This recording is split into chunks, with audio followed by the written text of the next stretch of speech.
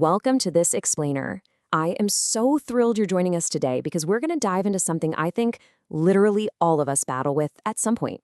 We are unpacking the real, research-backed drivers of why your brain simply refuses to switch off. We're going to break down exactly what's happening inside your head to hopefully give you some incredible clarity. Okay, look at this guy. Does this feel a little too familiar? If you find yourself lying awake at night, staring at the ceiling, replaying that exact same conversation for the 100th time, I want you to just stop and take a deep breath. I really want to validate what you're experiencing right now, and more importantly, I want to assure you right out of the gate that there is absolutely nothing wrong with you. This is a highly common phenomenon, and there are very real mechanisms behind it. So to really get a grip on this, let's look at the actual clinical term. What we all just call overthinking is known clinically as perseverative cognition. Basically, it's a state where your thoughts just loop. They intrude. They turn entirely inward. These runaway thoughts act kind of like a time machine that you have zero control over. They just aggressively drag you into a future you're utterly terrified of or backwards into a past that you just can't seem to let go of. Okay, let's dive right into this. Here is our roadmap for today. We're going to organize these 10 hidden drivers into 3 main categories: your biology, your psychology, and your environment. And then we'll wrap things up with how you can actually start breaking the loop. All right, part 1, your brain on overdrive. Let's talk biology. Let's start with our evolutionary hardware, specifically what psychologists call the smoke detector principle. Think about our ancient ancestors. It was way, way safer for them to sound a false alarm and run from a rustling bush than to miss a real predator and get eaten, right? Because of this, your ancient brain is literally hardwired to run on absolute overdrive. The problem? Well, today, your brain can't always tell the difference between a physical predator in the wild and a modern stressor, like, say, a super curt one-line email from your boss. It just sounds the exact same alarm for both. Building right off that hardware issue, we've got the intolerance of uncertainty. Look, biology completely hates the unknown. To your brain, not having a guaranteed outcome feels like a literal danger. So to buy back a sense of safety, your mind is basically forced to simulate every single possible outcome. It's genuinely trying to protect you, but the catch is, this desperate search for certainty traps you in a totally exhausting, never-ending loop of overanalysis. And this brilliantly illustrates that overthinking is not a character flaw. It's literally a network problem inside your skull. On the left, we've got the default mode network. This is the region that fires up during self-referential thought, and man, in overthinkers, this thing runs incredibly hot.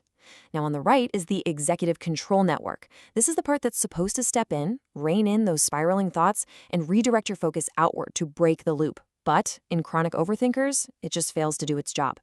Add in a hyper-aroused amygdala that's constantly firing threat signals, and yeah, you are biologically stuck in a loop. Moving on to section 2, trapped in your mind, the psychological side of things. Imagine sitting in a car and just stomping on the gas and the brake pedal at the exact same time. That is exactly what's happening with our metacognitive beliefs, which is really just a fancy way of saying how we think about our own thinking. See, a lot of us hold these sneaky, positive beliefs about our worrying. We tell ourselves, hey, this is preparing me for the worst. That's your gas pedal. But simultaneously, we're completely terrified that our thoughts are uncontrollable or dangerous, which is the brake pedal. When you press both of those down at once, it becomes pretty much impossible to just let a thought go. Then we start introducing biased, totally irrational data into the software. We call these cognitive distortions, and there are 3 major offenders here. First up is catastrophizing. This is where your brain takes the absolute worst-case scenario and treats it like it's 100% certainty. Then there's mind reading, assuming literally everyone around you is silently judging you.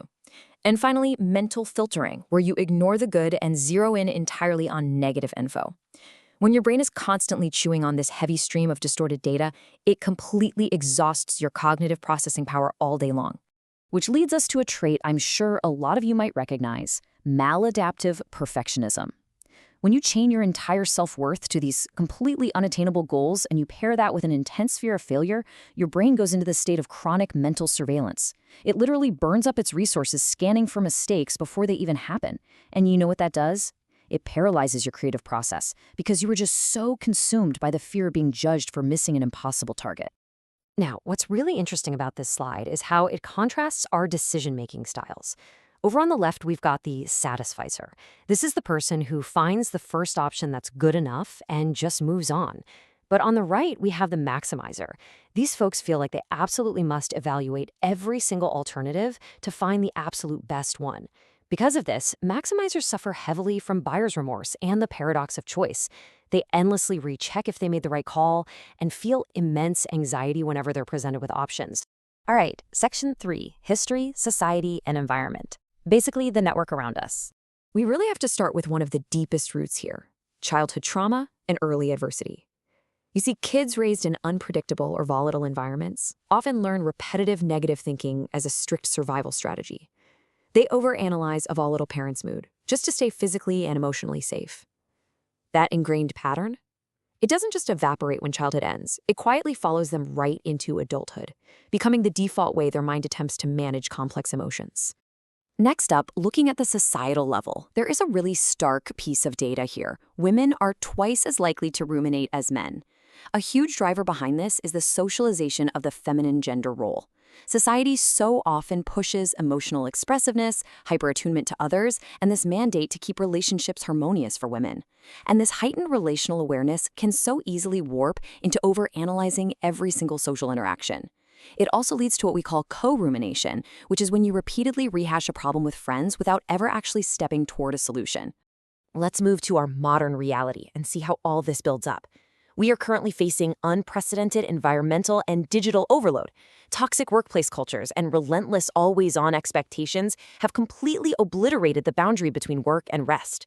Now layer that with the sheer unrelenting volume of data that social media throws at you every single day.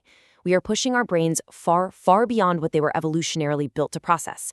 The result is a mind stuck in shallow, repetitive overthinking and a heavily diminished sense of being able to cope. Finally, section 4, breaking the loop, finding some resolution.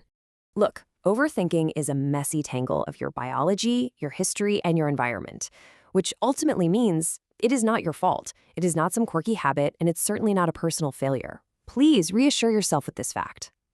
Knowing these exact drivers we just talked about, that's the very first vital step to spotting your own unique triggers. Once you see the machinery actually at work, you can start questioning those thoughts that feel so incredibly convincing and finally step out of the loop. So, the crucial point I want to leave you with is this. Which of these 10 drivers is hiding in your daily life? Is it the maladaptive perfectionism, the intolerance of uncertainty, or maybe it's that heavy digital overload? By identifying the specific driver pulling the strings behind the scenes, you empower yourself to regain control of your own mind. So reflect on your own habits this week. Identify your drivers and start breaking that loop. Thank you so much for joining me on this explainer, and keep learning.